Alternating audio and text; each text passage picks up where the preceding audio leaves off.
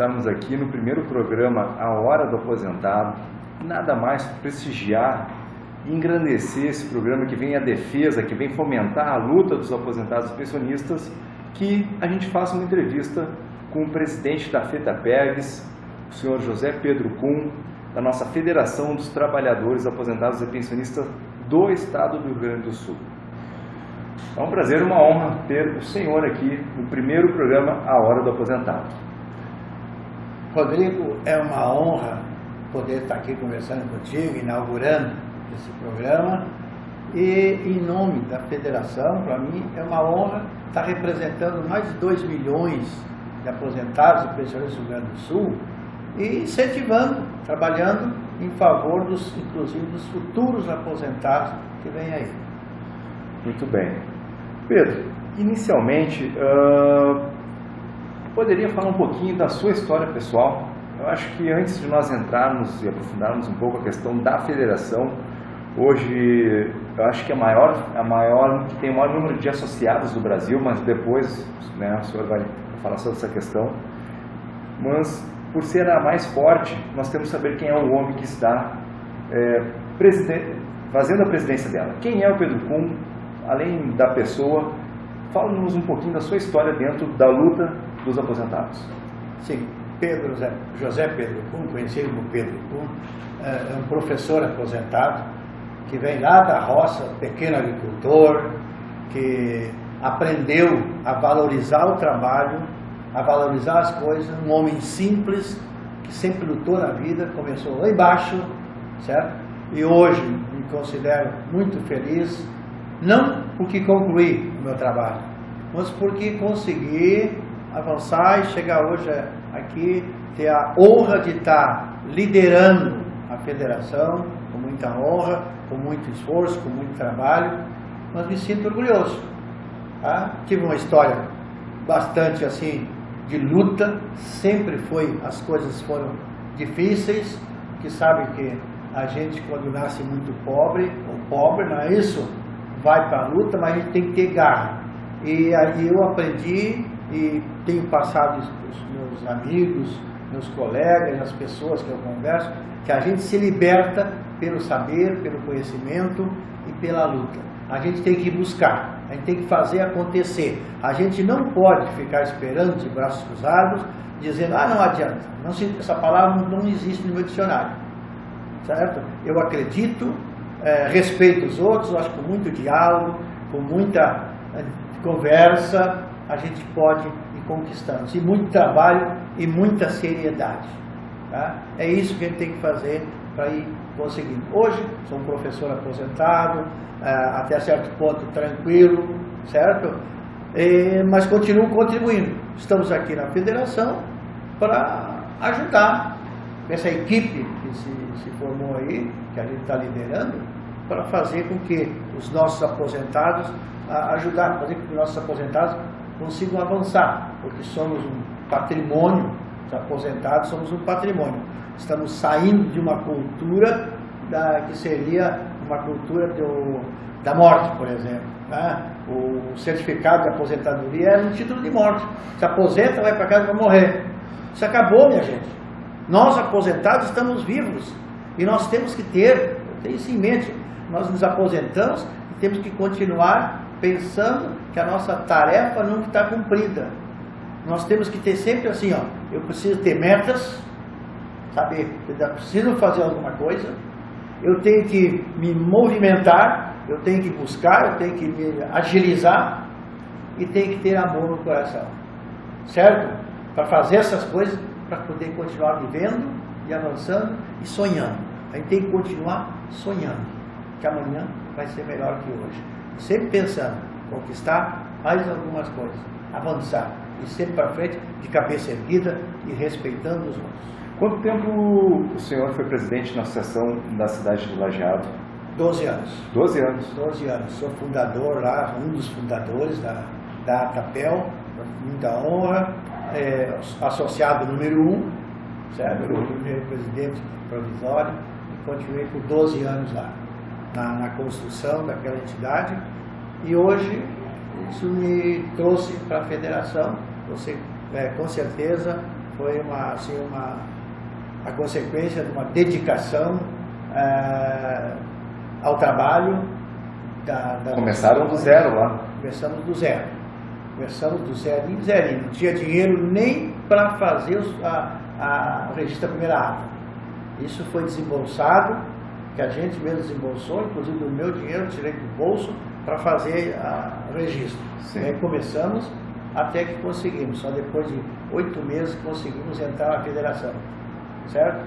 Então, assim, não simplesmente criamos uma associação. Foi uma assembleia, foi determinada que essa associação, aí começamos a trabalhar. A gente visitou, inclusive, o escritório dos Dornelles. A gente fez uma visita ao escritório dos Dornelles, conheceu tudo lá como funcionava. Fomos a Santa Cruz, fomos bem recebidos lá em Santa Cruz, certo? Pelo presidente, nos mostrou tudo como funcionava. Fomos a São Sebastião do Caí, viemos a Petapés. Primeiro fizemos todo o levantamento, pegamos de Cachoeira do Sul o regimento interno do estatuto, certo? Estatuto de lá, certo? Contatamos com outras associações, enfim, a gente, antes de fazê-la realmente oficializar e escrever na federação, nós tivemos todo esse levantamento e aí decidimos então formalizar. Juntamos 46 associados, fichas, trouxemos a federação e em junho de 2003 nós entramos aqui e começamos a arrecadar os primeiros R$80, tá? Primeiros R$80 veio para a associação. E hoje estamos lá instalados, com sede própria no centro de Lajeado, tranquilo. Estamos agora nos preparando para ampliar, fazer uma sede social, tá? E é consequência do apoio. Não foi o Zé Pedro que cresceu sozinho, foi a associação, a entidade. E eu tive a felicidade de ser um agregador, certo? Buscar primeiro passo foi fazer essa construção e buscar credibilidade. Credibilidade, isso é muito importante. E isso a federação tem. Temos que agradecer a todos os presidentes que nos antecederam, certo? Que construíram essa história aqui dentro da federação. Até falando dos presidentes que já passaram, os nossos amigos telespectadores poderão ver que tem a foto de algum deles aqui no nosso fundo, né, da nossa filmagem, já em homenagem a todos eles. E falar um pouco da história, o que nós poderíamos passar da história da FETAPERGS para os nossos aposentados? A FETAPERGS, ela é fundadora, né, do movimento, certo? Inclusive, foi a partir da FETAPERGS que surgiu a Confederação Brasileira. Pode ver que a Confederação em 86, a Federação em 84, a Confederação em 86. Então, o Rio Grande do Sul... O Sul foi pioneiro, então? Foi pioneiro do movimento, né? E aí juntou com o Paraná, Santa Catarina e São Paulo, fundamos a Confederação Brasileira. Então, a federação tem uma história muito bonita, ela é bastante considerada, é uma das maiores e melhor estruturadas do Brasil, né? Graças ao nosso pessoal daqui, que sempre vem construindo e fazendo isso. Hoje, a Federação Gaúcha, a FETAPERGS, é uma entidade que tem uma representação, um reconhecimento em todo o Brasil. E qual a função, digamos assim, da FETAPERGS? Qual o benefício? O que é a FETAPERGS? Como que ela protege? Como ela ajuda todos os aposentados e pensionistas do nosso estado? Bom, a FETAPERGS é uma entidade que congrega as associações. E as associações congregam as pessoas associadas, aposentados e pensionistas. E as associações se uniram, formaram a FETAPERGS, certo? E hoje a FETAPERGS são essas associações que têm uma função importante de defender as causas dos aposentados, certo? E incentivar e orientar as associações para que façam projetos, para que defendam as causas, né, dos aposentados, ofereçam benefícios, assim, façam parcerias, é isso? Que buscam reunir os aposentados e unificar esse segmento. Cada associação, ela tenta no seu município ela tenta fazer parcerias com farmácias, com Isso, convênios. Convênios em si, em outras lojas também. Também oferece muitas vezes algum atendimento médico, né? Como temos em algumas associações, jurídico também. As associações fazem esses convênios lá para beneficiar os nossos associados, enquanto a federação cuida mais da política de reivindicações, em defesa dos nossos problemas, das nossas conquistas. Por exemplo, agora, estão querendo tirar, aqui em Porto Alegre, nós conseguimos, através do Estatuto do Idoso, né, através de projetos, aqui numa lei em Porto Alegre, que quem tem 60 anos, certo? E ganha até 3 salários mínimos, tem direito ao transporte urbano gratuito. Sim. E o Estatuto do Idoso determina que, a partir de 65 anos, todo mundo tem direito, certo? Então, aqui em Porto Alegre foi criado uma lei que ficou a critério dos municípios legislar a respeito, em que o aposentado, o idoso, que tem 60 anos completos e ganha até 3 salários mínimos, também faz uma carteirinha e tinha direito. Agora estão questionando, para os preços de passagem, querendo retirar isso. Então, cabe a FETAPER, já se manifestou a respeito. Quem quer retirar? Seria o Poder Executivo? O Poder Executivo está tentando sim ver como é que pode articular. Só em Porto Alegre, isso? Só em Porto Alegre. Só em Porto Alegre. Isso. E nós também temos uma conquista estadual para os aposentados e pensionistas, que é o desconto de 40% nas passagens intermunicipais. Também já houve uma tentativa, certo? A FETAPERGS entrou na justiça, conseguiu reverter, certo? E assim são.